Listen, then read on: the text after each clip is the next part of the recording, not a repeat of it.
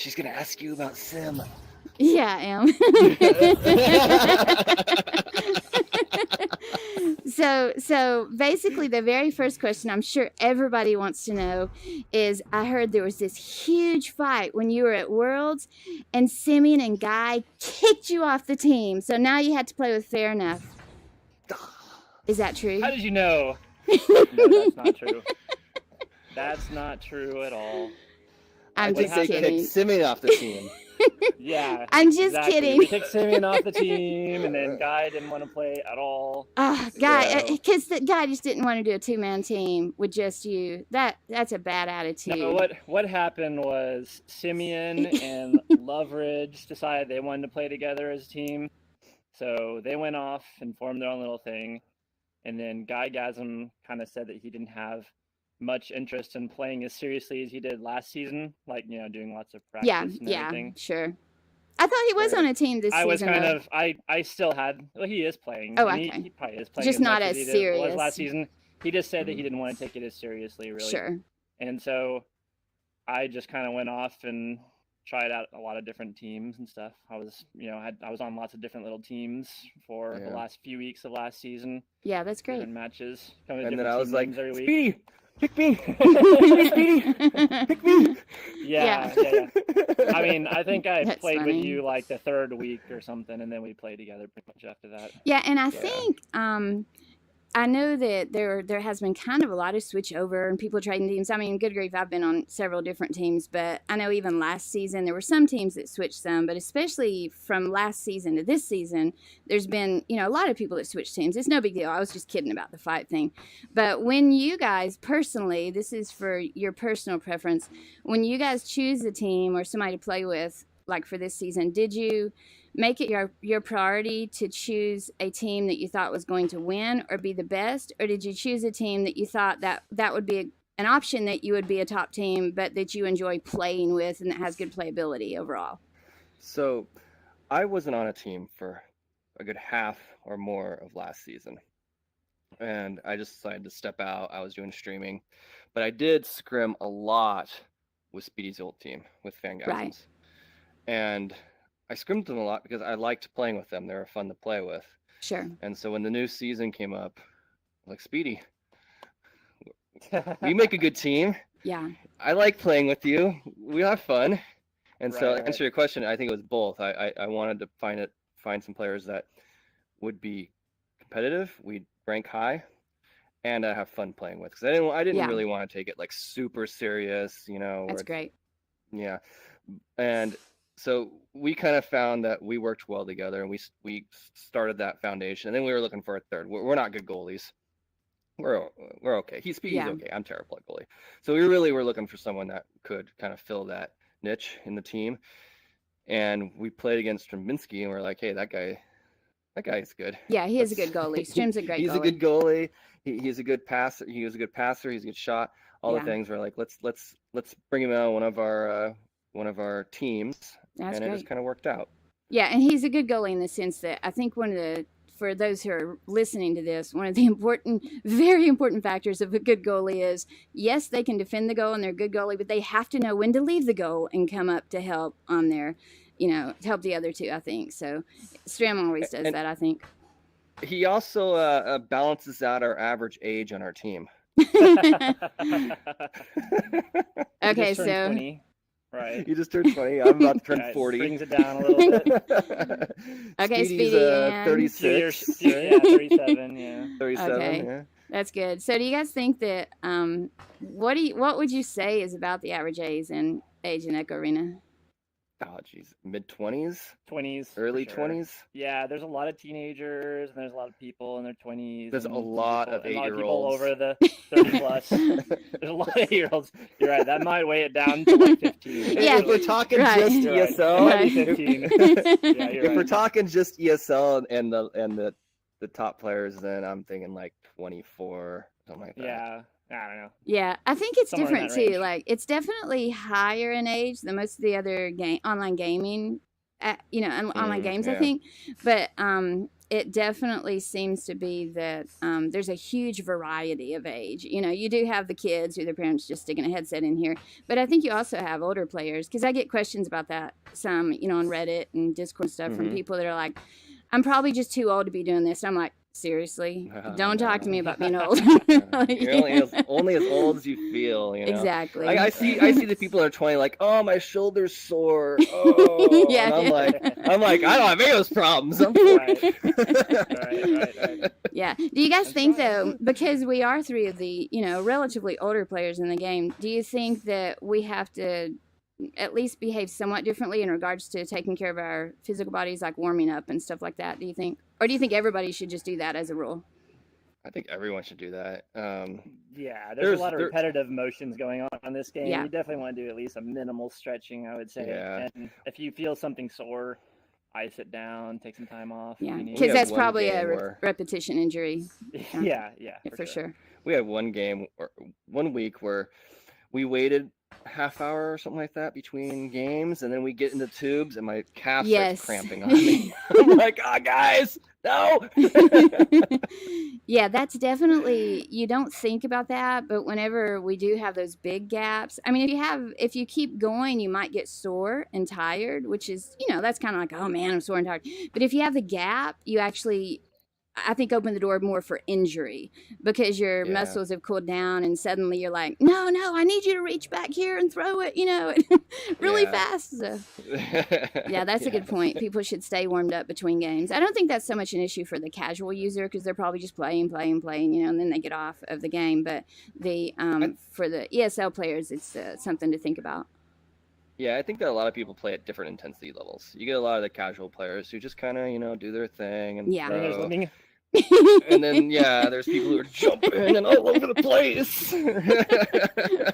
Sadly, I think that I end up having to do that just to make up for being seated. You know, I have to move faster and quicker just to be able to keep up with you guys. So sometimes it makes me jealous that I can't stand up. Speed and movement is actually, I think, what differentiates I think so too. The top players is just ability to move. Yeah, because you can make up that gap a little bit despite age differences or playing seat or whatever. If you can have, well, what I was telling somebody the other day, a new player, I said, it's the reflexes. I mean, if you have fast reflexes and you anticipate, because you got to anticipate what, I tell people, don't see where they're throwing the disc from, you know, see where it's going, because you know, it's pointless to go. You can make up for a lot of the quickness by just having good positioning, for instance, just good positioning and then good basic skills, being able to make a good pass and good shooting. Yeah, how do you guys do good brawling? How do you guys strategize as a team for your positioning? I mean, it's mostly just, I mean, we've been all play this game for so long that it's just freestyle for the most part. Like, you know, we'll talk through things when we expect one of our teammates to do something and they did something different, and be like, well, what were you planning on doing? Oh, and good. Come up with some things like that. And then occasionally we'll have strategy, you know, like practice sessions where we'll actually go through and talk about strategy and stuff like that. But yeah, we try to set up these days, more so beginning before the season started, when we were trying to get in sync. But it's more just trying to come up with new things. But you're saying in general you use a lot of intuition just from playing with each other regularly. Sure. Yeah, that's and there's great. a lot of communication. We try to communicate a lot when we're playing. There's constant talking. Huge. Yeah, because you only have the small field of view that you can see from, and there's so much stuff happening behind you. Yeah. So right. If you're getting near the disc or you're on the disc, you need your teammates to really be your third set of eyes behind you, just sitting there and telling you like, you know, how much time you have, where to pass the ball, when to take a shot, that kind of thing. Right. Yeah, you think you're open, you're like, pass to me, I'm open, but you got someone right on your back, and the other person be like, you're not open. right. Yeah, that's the tricky part with that. It's easy to over communicate, then everyone's yelling over each other, so there's some kind of balance with the communication too. Like you want to be able to do it really efficiently and make sure that everyone understands what you're saying, and you're in line, you know, have the same type of things, the same type of words that you're using. And trusting your teammates. Keywords are important. Yeah, keywords. A lot of people have suggested that, and I think one thing, you guys haven't said it specifically, but I can gather this from what you're saying because you've played a lot together. But just trusting your teammates. I mean, you play with some people regularly, in the higher ranks of us especially. You know what that person's going to do. It's like you kind of know where they're going to be, what they're going to do. And I was playing a match earlier, and there was somebody in the goal, a goalie, and somebody else who was on their team, and my teammates and I were going to the goal with the disc, and this other teammate on the other team literally got in front of the goalie to help, in quotation mark, to help the goalie. But the problem was when the goalie went to grab the disc, he grabbed his teammate instead. Right. And so, you know, I think That's knowing... actually a tactic we use. Right, because if you... Yeah, the screen, I will get, instead of trying to punch the goalie, because they're blocking, I'll grab the goalie, get at arm's length, and just stay there. Yeah, that's exactly what I was doing today. Exactly. And so then their teammate flew by to help, quote, help them. And so then the goalie, honestly, he would have been fine. He would have gotten the disc. But because I was in front of him, but he knew exactly what I was doing because it was another, you know, high-ranked player. And so the instead of grabbing the disc, though, his teammate flew in to help, and he accidentally grabbed the teammate. But I think you've got to know that you've got to trust your teammates. Like, I knew that guy's capability was he still could have gotten the disc. I was just messing with him, but his teammate didn't trust him to get it. So it's pretty cool, don't you think, when you develop that camaraderie that you guys kind of know what you're going to do. Yeah, I mean, you have to trust each other. Sure, if you don't, then you probably shouldn't be on the same team together. That's why I like playing with a team more than playing in a public game. Like, I still like public games, but it's such a different thing. You don't know the people you're playing with. You don't know what they're gonna do. Everything's like everyone's out there for themselves. Right. And it's a much slower. You know what everyone's doing. Yeah, and don't you think it's a much slower atmosphere? It's not just different in terms of relationships with the teammates, but it's also I think when people just start ESL and they're doing it for the first time, they're it's kind of like a deer in the headlights kind of thing. They're like, whoa, they don't realize how fast paced it is. Oh yeah. Oh yeah, and there's tiers of speed and quickness within ESL itself. Like, we were just playing Eclipse last night a lot, and when you play against them, you have to be fast at everything you do, because they're not going to give you any time for anything. You never have any time against Eclipse. So, and we're constantly in those games where we're like, hype, energy, run in place, go, get ready. Right. Yeah, you got to be. That's the problem. You get a little tired and you get a little slow, then you're going to get destroyed by them. Yeah. Right. You have to be. Like, the advantage of practicing, even, like when you're not doing well against them, we weren't doing particularly well against them last night, is that, you get used to playing at that speed, and then you go play against just an average ESL team, and it makes it so much easier. But now, I thought you guys won all your games, though, on Sunday, right? This past Sunday? Yeah, so you're at the top of the stage 2 points right now, correct? Right. Yeah, and this is... Eclipse. Right, yeah, that's awesome. That's great. And I was thinking of something else. Oh, I know. So fair enough, when we're talking about speed and how people play and how fast-paced it is and all this stuff that we're talking about right now with the way ESL is, and, we all can tell how much it has changed from the beginning last year, but last year you were actually in the game of the developers versus the community, so you were one of the players they chose to play against them. There was actually 2 developer versus community matches, and I was the only one that got to be in both of them. Ah, well, that's exciting. What was it? Was it David's special delivery and a White Dragon in all 3 of the developer side though? Yeah, in both games. Yeah, that's neat. And so the first one wasn't streamed or anything. I don't think they even really knew about it. We got our butts kicked. Hand it to us. It wasn't even funny. The second one was there was a lot of eye-opening moves as to things you could do that you didn't realize you could do. Yeah, like I grab onto David. Well, that's part of it, yeah. But I grab on that's the first time I grabbed on the David to go get it, and he just kind of pushed me off and it stopped me. I was like, "That's something you can do?" Right. That's great. I can't do it though, because every time I do it to Speedy, he's like this far away, and I'm like, he's like holding on to me, and I'm like, no, no. Yeah, that one had a very short shelf life there. Yeah, he wasn't going very fast, so he was closer to me. It was a much slower game then. Yeah, definitely. Right. Well, I still remember the first time I played with David. It was so funny because, we were all playing, and it was to the point where we were starting to think, we might be pretty good at this, but you really, really aren't. You just kind of think you are. And so like we all know, And so I was coming from the other side, and man, I had a clear shot to the goal, and I was flying down through here. And David was right here, just came right up and stole that disc from me. And I was so irritated. And I thought, but every time I get irritated, it's great because I always think, I've got to remember that. Because when I make a mistake or somebody else does something better, or smart, I think I'm going to use that. So believe me, I started doing that in the next games, but it's funny. So what kinds of things when you were doing that with them last year, and you too, Sweetie, you can answer after, that when we played with the developers early on, did you learn that you now think has made the game better because we've incorporated some of those skills? Reboosting, grabbing on their teammates and pulling off.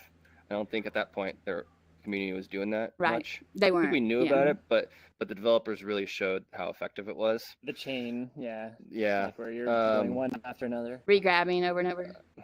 Juking was a thing that they kind of showed. It wasn't juking in the sense of, the spastic. Yeah, the driving you insane on the floor. He would changing directions by objects or the floor. Using the floor. Like swinging around the pole and stuff. And, and then watching, and they'd let go and then shield themselves when you punch. They did some of that stuff, if I remember correctly. Just really basic stuff now, right? Right. Basic stuff now that was just mind-blowing and game-changing when it happened. Right. That's great. That's really good. Well, I think... We really felt like the kindergartners on the on the playground, field, That's funny. Well, that makes me think of another question. So, I think you're exactly right. Like, to some degree, that's the way they were to us earlier on. And now we have kind of a similar situation when we have newer people coming in. And I know there are going to be newer players watching this, like new people who want to play Ocarina or they've just started. One of the big complaints, I hear this constantly and get messages from people on, different social media. And they're like, I love that game, but I won't play it or I'm going to stop playing or whatever because they're what I'm going to say, they're hiring people coming in and stomping on new players. So do you feel like, especially ESL players, but all the 50 ranked players in general, higher level players, but especially ESL players, have some sort of obligation to maybe not do that? Even if you don't want to teach, do you think they should at least not try to scare people away from the community? Yeah, I completely agree. I don't think that having experienced high-level players going out specifically creating new names, going and playing against a bunch of level ones is doing any help for the community.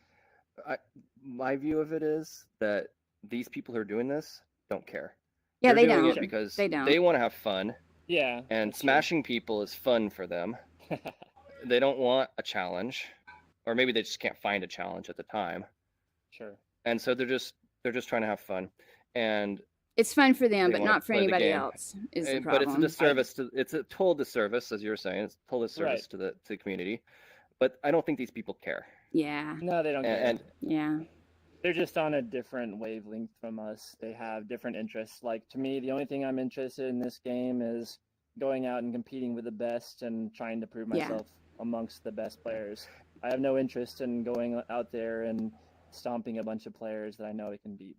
Yeah, well, like the devs didn't do that to us. Even when they beat us badly, they did it nicely and taught us how to be better. They didn't just go in. Very courteous host. Right. Yeah, they didn't go in. And I feel like right now we're kind of at that tipping point where we're getting people who are starting to do that. And it's really sad to me because I think that they don't seem to realize we want all these people in. Whoever's watching this, that, you've got more examples here. I mean, we have great players, high-ranked players. Everybody doesn't do that. We have a very small handful. Unfortunately, it makes a huge negative impression. There are only a few people that do that, but it's hard to be those of us who try to make a good impression to make up for those few who really, like you say, fair enough, don't care. And so, and there's very little I think that that we can actually do about those players in particular. Right. The only thing that we can really control is just trying to be welcoming to those players and try to teach them when we can to be helpful. Our own behavior, like you say. Yep. Yeah, it's true. Well, so hopefully the developers can help solve some of that problem. I mean, like the biggest challenge, I'm sure, is just the player base. If they had a somewhat larger player base, then you could have more tiers of players, and you'd have less frequency of players that have only played 20 matches playing against some guy with 1,200 matches behind them. Yeah, and I think the big issue is the smurfing, though, I think, with some people doing that. So that, honestly, I don't know that we'll ever fix that completely because it's a moral issue. I mean, I've talked individually to so many people who I know are doing that, and I'm like, no, you have a responsibility. Like, you can't give me any excuse how that's a good excuse, good reason to do that. Right. And so the other thing they could do is start charging for Echo Arena, make some money on this. It's a great game. Yeah, I don't think that's from sitting there and buying 20 different IDs. Unfortunately, I don't think it'll happen just because they already said that it'll be free forever. Yeah, but I just think the big emphasis here is we probably can't stop it, but they need to know there are many people like you guys out there who are awesome players, very friendly, helpful, and good examples. I mean, if ESL is going to be a professional sport, then these are the kind of people that we want playing it. You provide that example. It's a real rewarding game for new players coming in. The learning curve is super high. It's super steep, but it's really rewarding. Like, you just have to stick with it, ask people for help, get in there and play a lot of games. You'll get better. Yeah. The population for VR is high. It's low in a general sense for a multiplayer game, but for VR it's high. So you're gonna find people who are down at your level in the beginning levels and stuff to work with, and you're gonna find people in mid levels, and you're gonna be able to go up that scale to the top end. Gosh, don't you think that part of the problem right now, I know this is a horrible thing,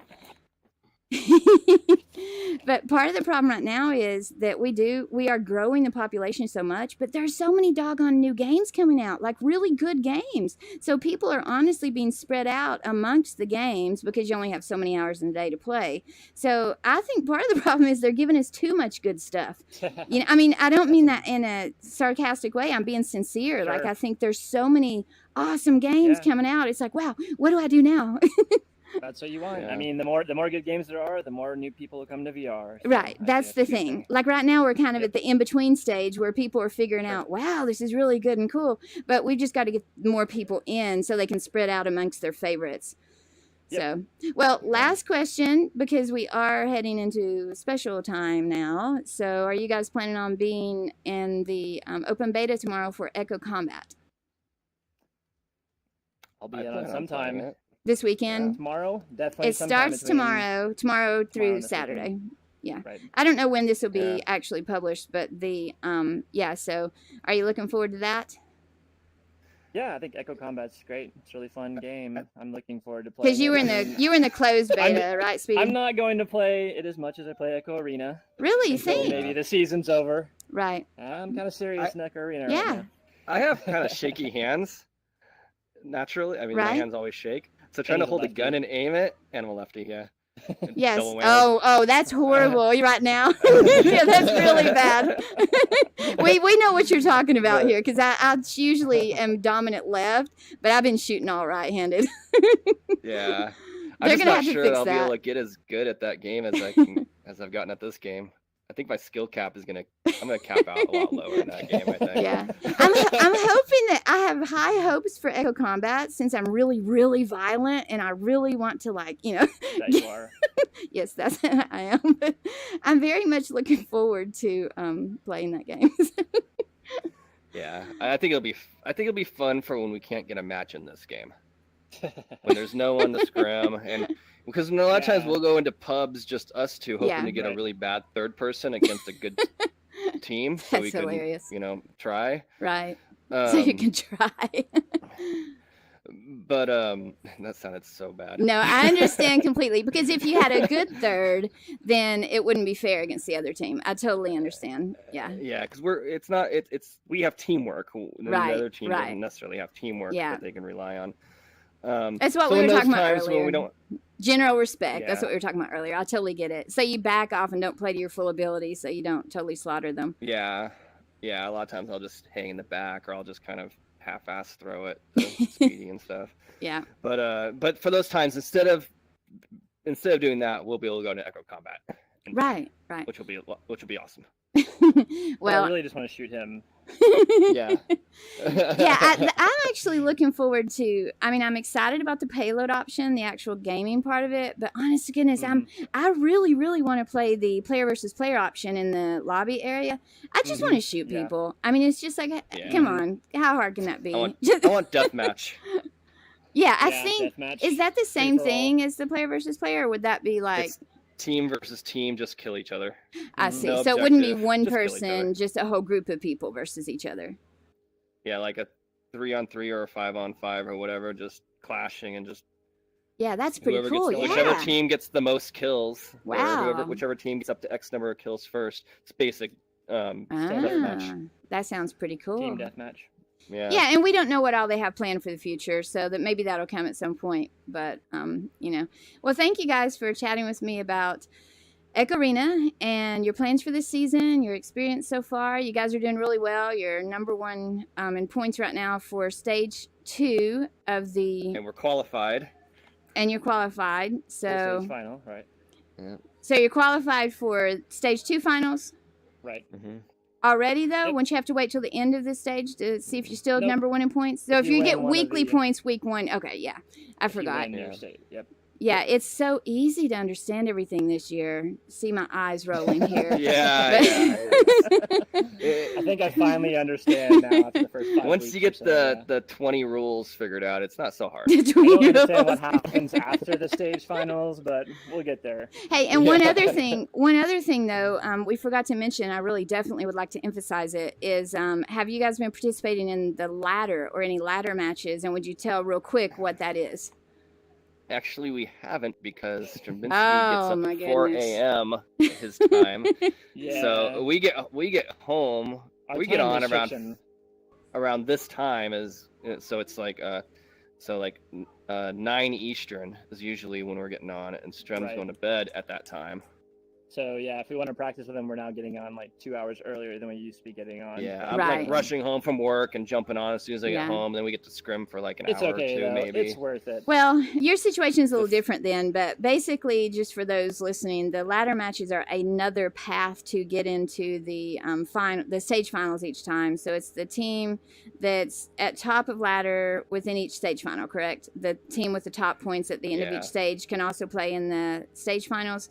And the ladder matches are great because there's actually at least one team I know of that's not playing on Sunday. They're just doing ladder matches because the person works every Sunday. But what you do is you just schedule a time to play with another team, or you can say you'll be available at a specific time and somebody can say they'll show up with you, or you can just log in and say I'm available now, and somebody else can log in and say I'm available now, let's play. So there are 3 ways to do it, but basically that just means that you play this team, you log in your results, and it tallies the points. It'll either give you points if you win or take away points if you lose based on the ranking of each of your teams. And so it's a great way for people to participate that may not be doing as well in weeklies. And it's also a great way to just honestly play against and scrimmage other teams that are high ranked, because like you say, when you get to this level, it's kind of hard to find matches that are as challenging as they need to be for the higher ranked ESL players.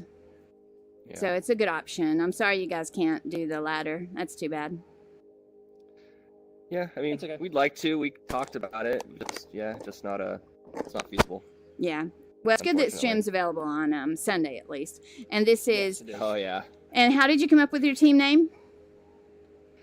It was more of the name, and the name signifies that we were trying to come up with new meta going into the next season. Or at least I was. That's funny. I was like, I want in the off season, I wanted to come up with new things that were going to be incorporated by other teams, and it was going to so that the second season would have a slightly different feel to it. And so we tried all sorts of new things. We were launching from the bottom tubes. We were doing these weird plays. Right. We were doing all sorts of stuff and trying to figure out new things to do.